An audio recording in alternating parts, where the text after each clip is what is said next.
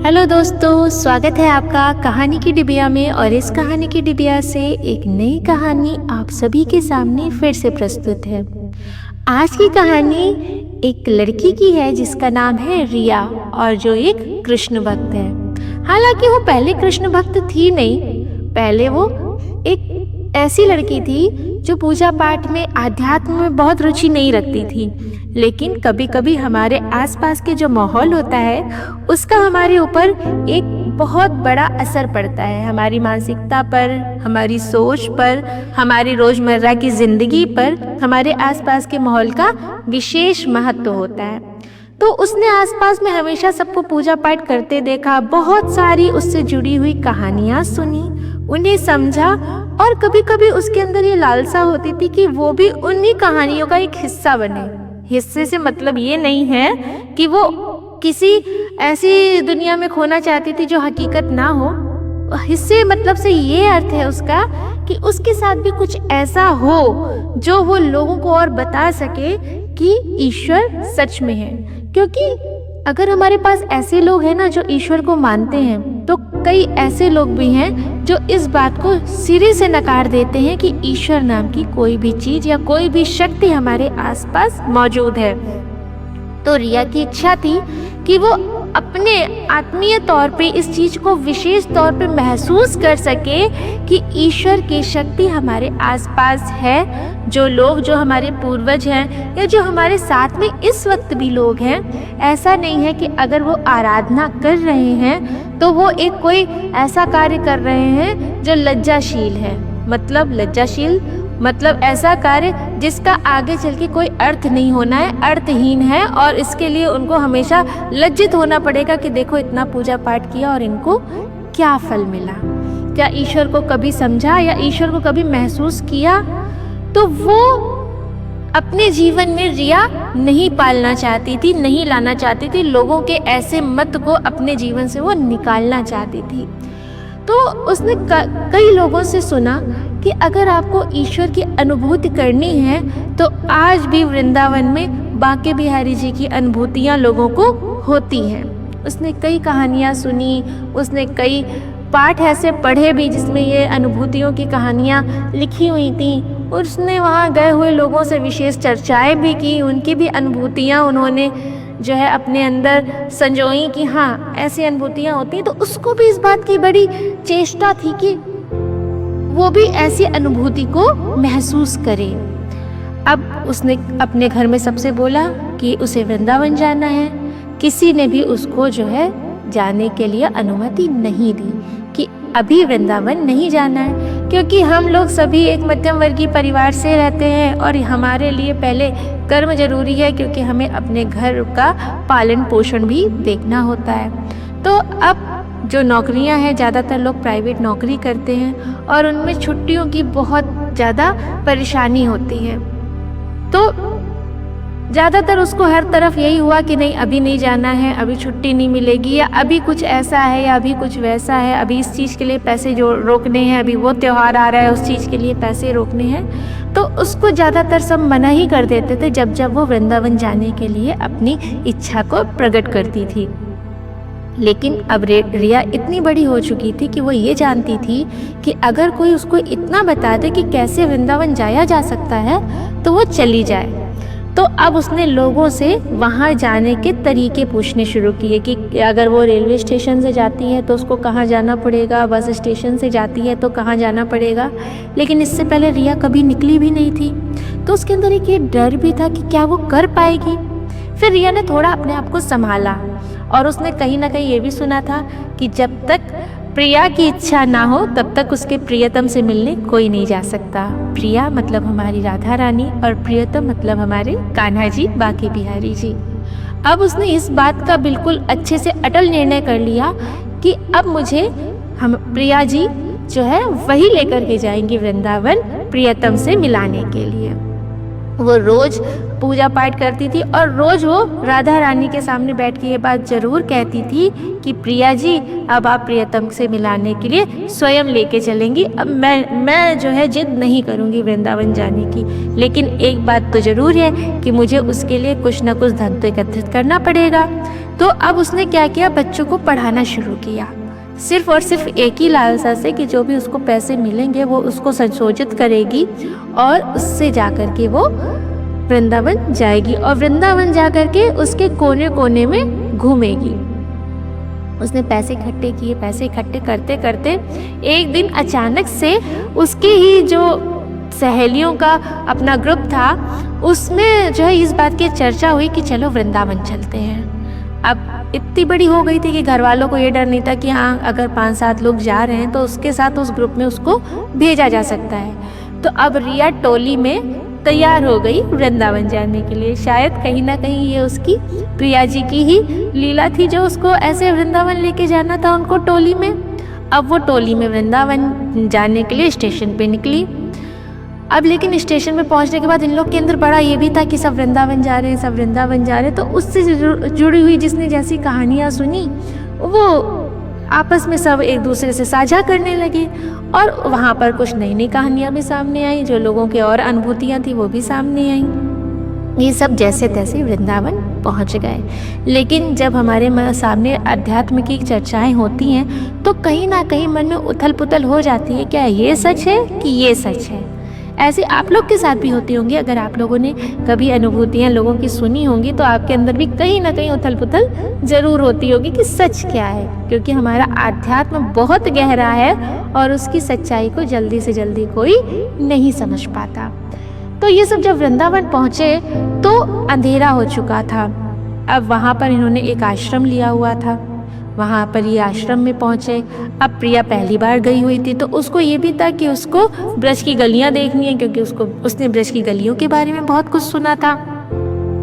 अब सबने खाना पीना खाया और सभी आश्रम में जाकर के अपने अपनी जगह पर लेट गए। लेकिन प्रिया और रिया इन दोनों ने अपनी जो अंदर की चीजें थी ना वो देखने के लिए रिया ने अपनी प्रिया जी को साथ में लिया और निकल गई। वहाँ जब घूमने लगी तो अब अंधेरा और बढ़ता जा रहा था और सन्नाटा भी बढ़ता जा रहा था, क्योंकि बाकी बिहारी जी के भी पट बंद हो गए थे। और वृंदावन की विशेषता है कि सभी मंदिरों के पट एक साथ बंद होते हैं। तो अब बिहारी जी के पट तो बंद हो गए थे, लेकिन रिया अपनी प्रिया जी से बातें करते करते आगे बढ़ती चली जा रही थी। और जब आगे ज़्यादा बढ़ गई अब उसको लगा कि अब अंधेरा ज़्यादा हो गया है और अब अगर मैं वापस जाती हूँ तो मैं रास्ता भटक जाऊँगी। अब मैं क्या करूँ, अगर मैं किसी को फ़ोन करती हूँ या बुलाती हूँ तो अब मेरे लिए दिक्कत इसलिए बढ़ जाएगी कि कोई ना कोई इस बात को मेरे घर में बता देगा और दोबारा मेरे लिए निकलना असंभव हो जाएगा। तो उसने देखा कि एक जो है बड़ी सी दीवार है और वहाँ पे कुछ दरवाजे लगे हुए हैं, लेकिन वहाँ बड़ी शांति है, वहाँ कोई आसपास है नहीं। यहाँ तक कि वहाँ पर कोई भी पशु पक्षी भी उसकी चहचहाहट या वैसी कोई भी आवाज़ भी नहीं आ रही थी। तो उसने सोचा कि आज रात यहीं पे चुपचाप बैठ जाते हैं और भोर होने में कितना ही समय है, 4-5 घंटे का समय है, और उठ करके निकल जाएंगे। लेकिन उसको अपनी प्रिया जी पे अटल विश्वास था। उसने अपनी प्रिया जी से कहा कि प्रिया जी आप साथ में है ना मेरे, मैं जो है अकेली नहीं हूँ, तो मैं यहाँ पर रात आप ही के उस पे आश्रय में रात काटूंगी। अब मुझे नहीं पता ये स्थान कौन सा है। तो वो वहीं पे चुपचाप बैठ गई। जब वो बैठ गई तो उसको ऐसा महसूस हुआ कि कहीं से बांसुरी की धुन बजी।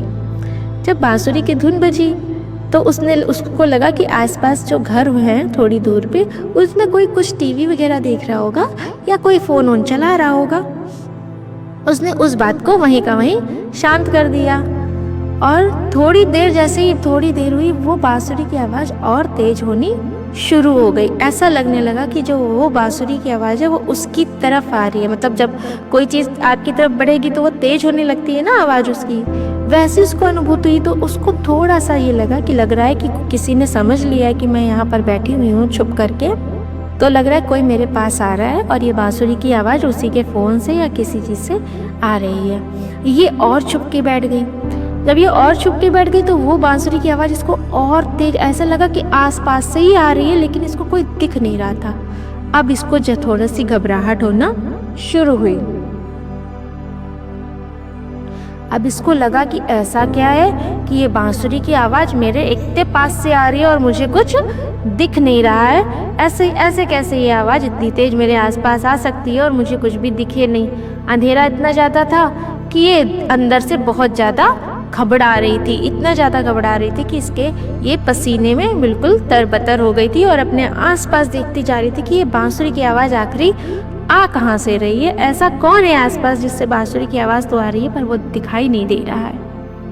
लेकिन तब इसका दिमाग इतना काम नहीं किया कि जब बांसुरी की धुन वहाँ आ रही है जहाँ पर आप बैठे हुए हो, तो इसका मतलब है कि कन्हैया कहीं आसपास ही है। इस चीज़ को ये समझ नहीं पाई। अकेला, एक तो अकेलापन, ऊपर से पहली बार घर से निकलना, और तीसरा ये डर कि वो अपने दोस्तों से दूर है और जिन दोस्तों को कुछ पता ही नहीं है कि वो कहाँ पर है। तो अब इसने अपने दोनों कानों को जोर से बंद कर लिया कि वो बांसुरी की धुन बंद हो जाए। लेकिन ये जैसे अपने कानों को जितनी तेज दबा रही थी, वो बांसुरी की धुन उतनी तेज इसके कानों में गूंजती चली जा रही थी। तो अब ये जो है बहुत तेज हड़बड़ाई और इसने बस एक ही पुकार लगाई कि प्रिया जी कहाँ हैं आप। और जैसे ही इसने ये पुकार लगाई, प्रिया जी कहाँ हैं आप, तो वो जो दरवाजे बने हुए थे उस दरवाजे से एक आदमी धीरे से झांका और बोला राधे राधे।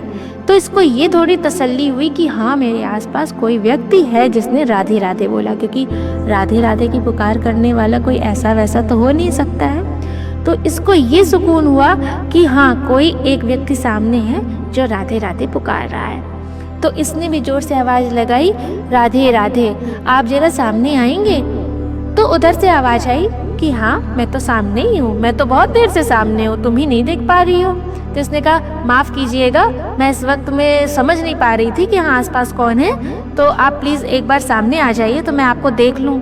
तो घुंघरू की खूब जोर से झनकार हुई और एक पैर बाहर आया, और जब उसने नीचे से ऊपर देखा तो एक व्यक्ति पीले रंग की धोती पहने, सफ़ेद रंग का कुर्ता पहने, उसमें ढेर सारे मोर पंखों की प्रति बनी हुई, हाथ में एक डंडा पकड़े, सर पे अंगोछे से पगड़ी बनाए हुए इसके सामने आकर के खड़ा हो गया।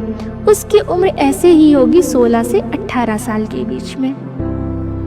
इसने बोला अच्छा आप थे? तो उसने कहा मैं तो हमेशा ही था। तो इसने कहा अच्छा, कहते ये बताइए कि यहाँ आकर के चुपचाप बैठ गई हैं, आपको डर नहीं लग रहा? तो इसने कहा कि नहीं, डर तो बहुत तेज लग रहा था, लेकिन मुझे ये उम्मीद थी कि अगर प्रिया जी साथ में हैं तो मुझे डरने की ज़रूरत नहीं है, क्योंकि यहाँ की तो स्वामिनी ही प्रिया जी हैं। तो उस ग्वाले ने कहा कि बात तो सही है, यहाँ का सब कुछ श्री राधा मई है। कहते आइए चलिए, आप जहाँ से आई हैं आपको छोड़ देता हूँ। तो इसने कहा कि हाँ, मुझे जाना तो चाहिए क्योंकि रात बहुत ज़्यादा हो गई है और मुझे अब यहाँ से जाना चाहिए। अब मुझे यहाँ पर थोड़ा सा डर सा भी लग रहा है। तो उस नवयुवक ने कहा कि डरने की क्या बात है, जब आपके साथ स्वयं आपकी प्रिया जी हैं, हमारी राधा रानी हैं, तो आपको तो डरने की वैसे भी कोई बात नहीं है। आपको तो यहाँ पे लाने वाली ही जब प्रिया जी हैं तो आपको तो कोई डरा भी नहीं सकता। और ये कहते हुए वो नवयुवक ग्वाला रिया को लेकर के चलना उसने शुरू कर दिया, और नंगे पैर, घुंघरू की छन छन आवाज़, और वो चलता चला जा रहा था साथ में। बीच में इन लोग की कई वार्तालाप भी होते रहे कि यहाँ पर कौन है, कैसा है, कहाँ कौन सा मंदिर है। जैसा जैसा रिया पूछती जा रही थी वैसे वैसा वो ग्वाला उसको बताता जा रहा था।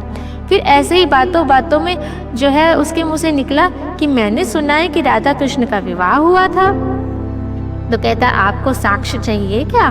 तो उसने कहा देखिए, मुझे विश्वास तो हर उस कथन पे है जो हमारी प्रिया से जुड़ा हुआ है, लेकिन फिर भी मैं उस स्थान को देखना चाहती हूँ जहाँ पर हमारी प्रिया जी अपने प्रियतम से मिली थी। तो अब ये समझ नहीं पा रही थी, पर थोड़ी देर बाद ही यह उस वन में थी जहाँ पर ये कहा जाता है, ये मान्यता है कि प्रिया जी और उनके प्रियतम का विवाह ब्रह्मा जी ने कराया था। इसने वहाँ पर देखा, ये रात में ही वहाँ घूमती रही, उसी ग्वाले के साथ चलती रही, उससे बातें करती रही, यहाँ तक कि इसने यहाँ तक पूछ लिया कि आपकी डिग्रियाँ क्या हैं। और उस ग्वाले ने इससे हंस के कहा कि हमारी डिग्री, हमारा जीवन, हमारी सांस और हमारा सब कुछ हमारी राधा रानी है। तब भी ये साथ में चलती रही। अब उस ग्वाले ने इससे पूछा कि तुम्हें कहाँ छोड़ दे।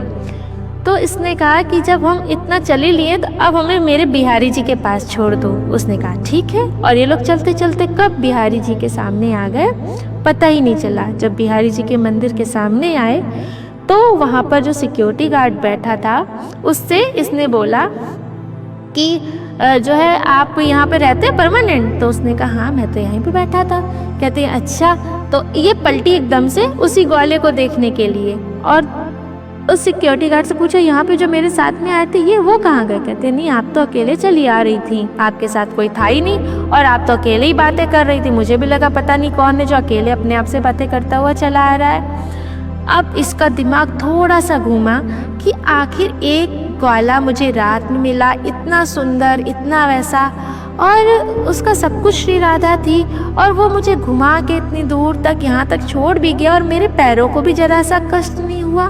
मैं घूमती रही और घूमते घूमते बोर हो गई और यहाँ पर छोड़ गया। यहाँ तक कि अभी पौनी फूटी थी, मतलब अभी सूर्य देवता की रोशनी फैली नहीं थी, पौनी फूटी थी, लेकिन भोर का 4 बज चुका था। अब वो वहाँ पर जब एकदम से ये समझ आई कि उसके साथ कौन था तो वहीं पे वो गिर पड़ी और सुध-बुध भूल के सिर्फ उसकी आंखों से अश्रुधारा चल रही थी और ये समझ रही थी कि सच में उसकी प्रिया जी जो है उसको अपने प्रियतम से मिलाने लेके आई थी और प्रियतम साक्षात उसके साथ थे, उससे इतनी बातें कर रहे थे, उससे इतना सब कुछ बता रहे थे, वहाँ के कण कण के बारे में बता रहे थे। यहाँ तक कि जहाँ उनके प्रिया जी अपनी प्रियतम की हुई थी उस स्थान पे भी लेके गए जो उसके लिए अविकल्पनीय था, मतलब वो अद्भुत था उसके लिए, जो वो समझ नहीं पा रही थी उस वक्त कि अब वो क्या करे कि प्रियतम रात भर जो है अपनी प्रिया के कहने पर रिया के साथ घूमते रहे और वो उस वक्त को, उस व्यक्ति को और उस क्षण को समझ नहीं पाई और अपने जीवन में ये नहीं कर पाई कि वो वहीं पर उनके चरण कमल पकड़ लेती और शायद वो हमेशा हमेशा के लिए अमर हो जाती। लेकिन कोई बात नहीं, जब वो इतना सब कुछ समझ पाने के बाद उठी तो उसको वो पग घुंघरू वहाँ पर मिले जो प्रियतम पहने घूम रहे थे उसके साथ में।